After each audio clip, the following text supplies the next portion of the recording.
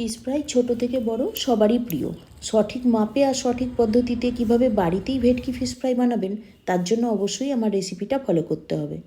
মাছের পিসগুলো একটা প্লেটে নিয়ে ওর মধ্যে নুন, হাফ পাতিলেবুর রস আর গোলমরিচ মাখিয়ে রেখে দিলাম মিনিট 15 মতো। এই সময়ের মধ্যে মশলাটা করে নিলাম। একটা মিক্সিং জারে পেঁয়াজ, 3 কোয়া রসুন, 2টো কাঁচা লঙ্কা, 1 চামচ আদা, বেশ খানিকটা ধনেপাতা, হাফ পাতিলেবুর রস, 1 চামচ নুন, হাফ চামচ চিনি, এটা অবশ্যই দিতে হবে স্বাদের জন্য, আর 1 চামচ সর্ষের তেল দিয়ে একটা বড় জায়গায় নিয়ে মশলাটা নিয়ে নিলাম। এবার ওর মধ্যে একটা ডিম আর 2 চামচ ময়দা মিশিয়ে নিয়ে ওর মধ্যে মাছগুলোকে দিয়ে দিলাম। মাছগুলো মাখিয়ে রেখে দিলাম আধ ঘন্টা মতো।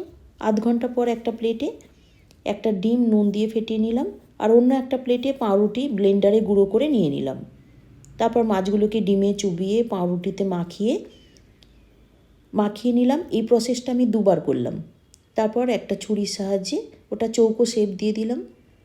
তারপর কড়াতে রিফাইন্ড অয়েল গরম করে মাছগুলোকে গ্যাস সিম করে ভেজে তুলে নিলেই রেডি। রেসিপিগুলো ভালো লাগলে লাইক, শেয়ার, কমেন্ট করবেন।